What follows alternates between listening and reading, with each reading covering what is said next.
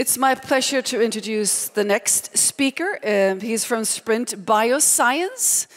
And this company develops small molecule drug candidates all the way from idea to preclinical drug project, ready for licensing to the international pharma market. And with us here we have the CEO, Erik Kinnman. So please give him a warm hand.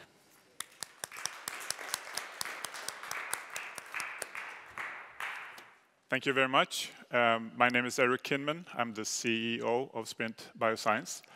I will today talk about what is unique with Sprint Bioscience. So I will focus on our platform, what is unique with that, our business model and why we have such a business model, which is quite different from most other companies, and also finally our portfolio and the parallel multitude of programs that we have in that portfolio, which will also take us to our near-term goal, which is to become a profitable growth company. So this is a summary of the company. We're focused on oncology. And why are we focused on oncology? It's a growing issue in the world as we have become better at treating other diseases, primarily cardiovascular diseases. We live longer. More of us will actually get sick in cancer and die from cancer. So there's a clear medical need for improved treatments, both in terms of lack of efficacy and also the toxicity or safety issues with treatment today. There's also a great demand from the industry for new oncology programs, and thus there is a clear commercial opportunity as well. The good news is that there's a plenty number of new opportunities from a scientific point of view, and Sprint Bioscience has a platform to rapidly develop upon those opportunities new high-quality oncology programs. The track record that we have proves that those programs are of high quality. We have 3 out-licensed programs. The total value of those programs in the agreements is $747 million US dollars, and on top of that also royalties with products on the market.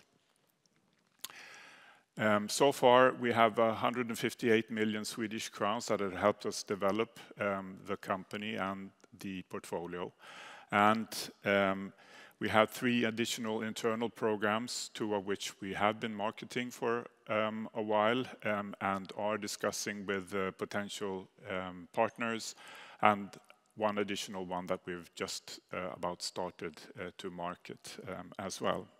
We have within the company a focused and very agile organization and the capacity to add, as we expand the organization, at least 1 program or up to a program and a half in average to that portfolio.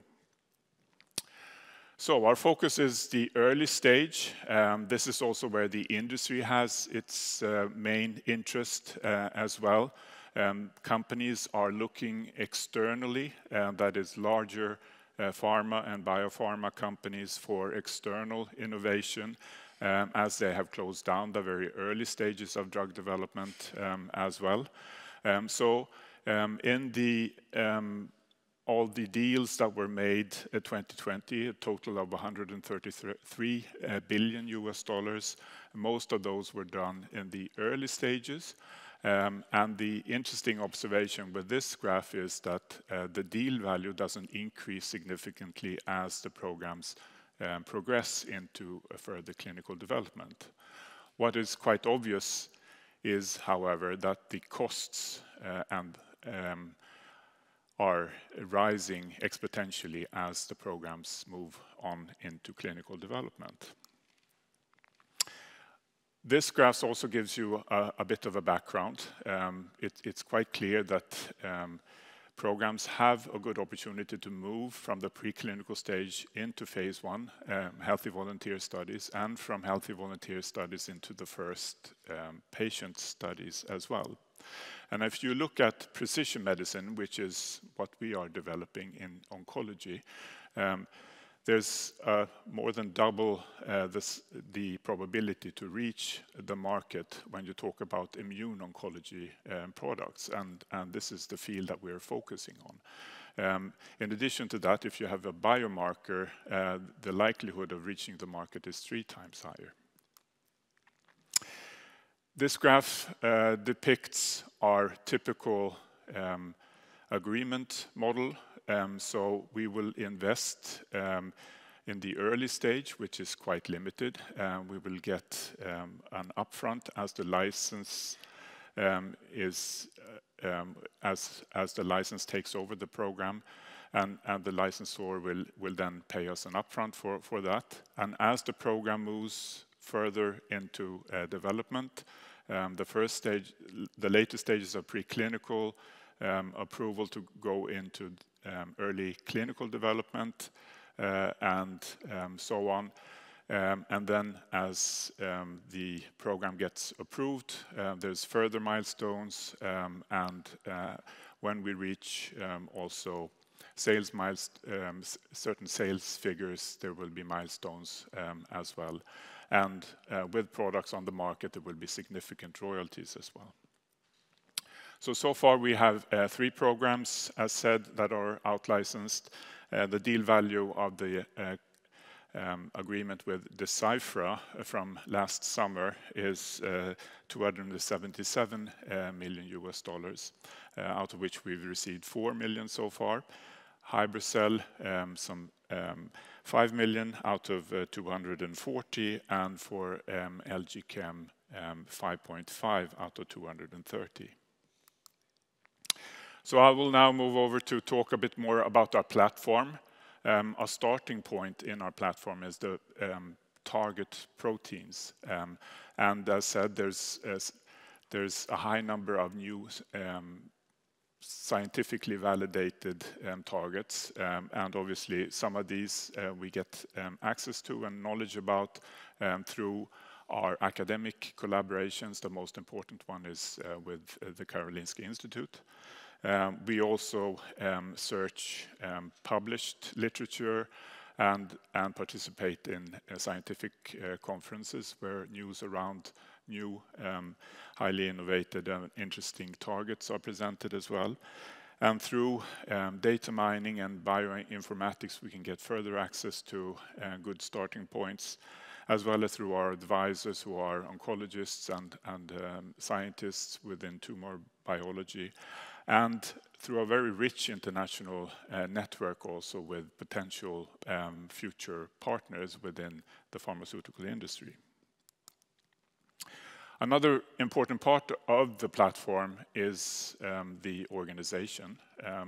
We have a number of highly qualified experts who work very closely, interactively over different types of expertise in a quite unusual matter looking at the rest of the industry. They also work in a process called a Scrum, which is the same type of process that highly successful gaming companies and IT companies are working. So we have a focused organization with biologists, chemists and protein chemists as well. Another important part is the fragment-based drug development process in itself.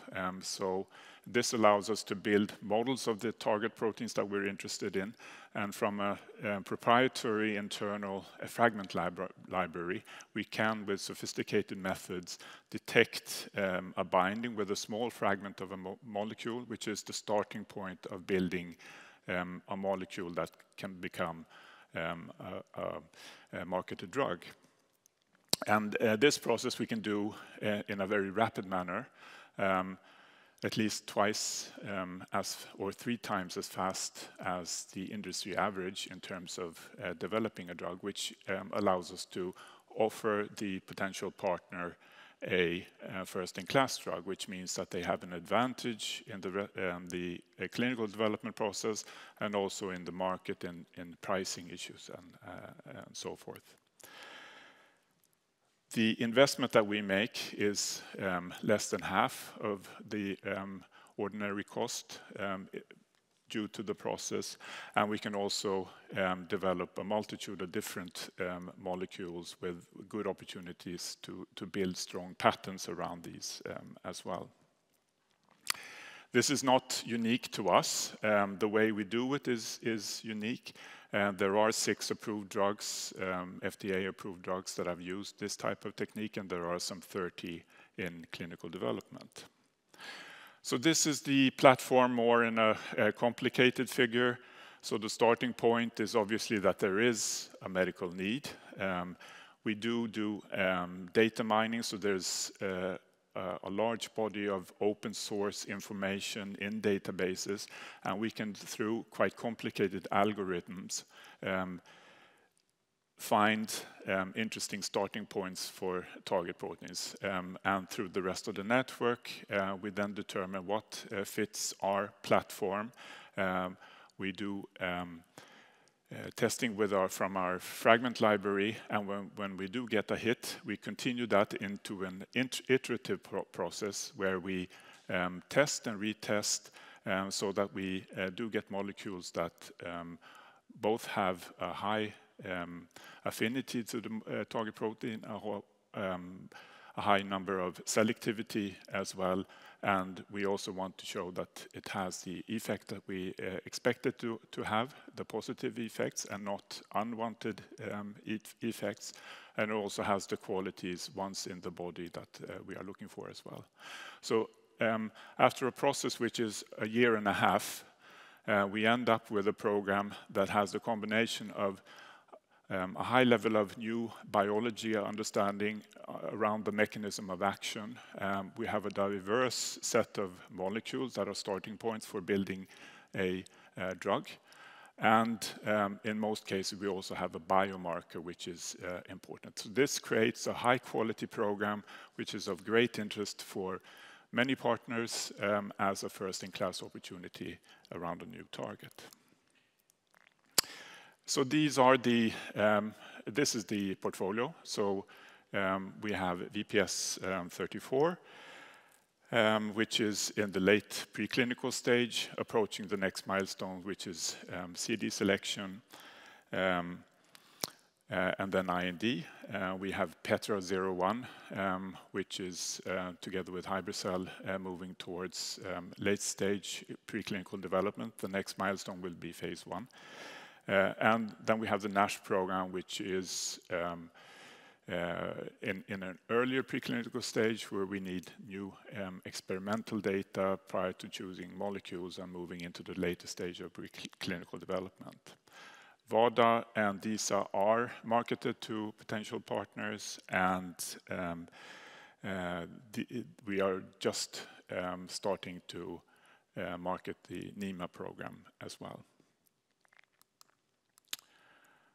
So very quickly about our internal programs. The VADA program is a program where when we block the target protein, we will stop the cancer cell's ability to repair faulty DNA. The immune system will react and the tumor cells cannot continue to grow. This is of interest for a number of different indications and in combination treatments as well. And the next internal milestone is to do an experimental study this year, and obviously to go to a partnership within the next year. For the DISA program, we are speaking with a number of partners with this one as well. A proof of concept experimental study is planned for next year. We have interesting molecules in this one as well. And this is about recognizing, or the immune system recognizing DNA, which is not supposed to be in the cells. Tumor cells can actually utilize this mechanism to disguise itself, once you block this mechanism, the tumor cells are recognized by the immune system and you get an immune reaction. The third program is the NEMA program. We just revealed the target, and then MT, which is a program, which is a mechanism involved in the tumor micromilieu, and they can adjust the micromilieu so that they can grow and survive, and also escape the immune system.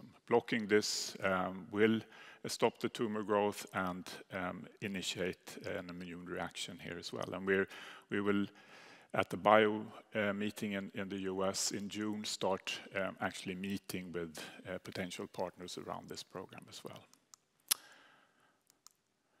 The VPS-34 program turns cold tumors into hot tumors, starts an inflammatory reaction so that tumors are invaded by immune cells, and thereby you get an immune reaction fighting the tumor and the cancer. This holds a great opportunity in that checkpoint inhibitors, which are very effective when they are effective, cannot fight cold tumors. Turning them into hot tumors will actually, in combination, expand the market opportunity for checkpoint inhibitors, which is already a very large indication. The Petra-01 program utilizes a defense mechanism for stress reactions in cells. Turning that off will stop tumor growth and survival as well. And then we have the NASH program, where in fatty liver disease, the mechanisms involved in fatty uptake, inflammation, and fibrosis development. And this is now planned for the next step in the preclinical development. So in summary, I've talked today about our platform, a unique platform to very rapidly develop high-quality new oncology programs that are sought after by the industry as a whole. We do have a track record in the out-license programs. We have 3 additional programs that we are now marketing, and we have the capacity to add to that one, and in our expanded organization, 1.5 in average to that portfolio. And this gives us multiple shots on goal, revenue streams that will take us to the overall goal to become a profitable growth company. Thank you very much.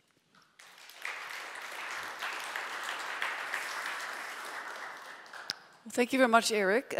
Since you were here the last time, what would you say is the biggest achievement for your company? Yes, well, last time we still had a need for financing. We did, I think, a couple of quite successful financing rounds last year. And what was also very important, and which is one of the sort of track record elements that I talked about, is that we out-licensed our VPS-34 program to Decipher in August last year. So I think it was a successful year, and we made some significant progress. And we have, starting this year, a much better financial position than we've had in the past. In your field, I often hear that there is a lack of, it's difficult to find talent, to find people to work with, due to the system of education, specifically here in Sweden. How are you maneuvering in this territory in terms of finding talent to work with?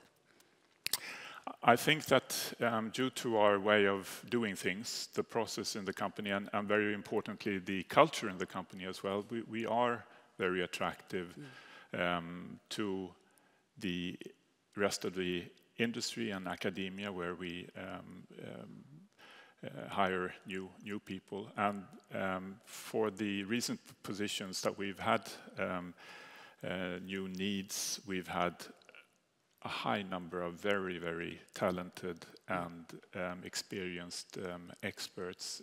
So far we have no problem at all to actually fill the positions. Even in the more junior positions? Both in the junior, I think, as always, to find those who have the combination of a high level of scientific background and industry background are those who are most difficult to find. But in terms of the junior position, there's a multitude of people actually attracted to working with us, which we are very grateful for. Well, excellent. Yeah. Well, thank you very much for joining us here today. Thank you. Thank you.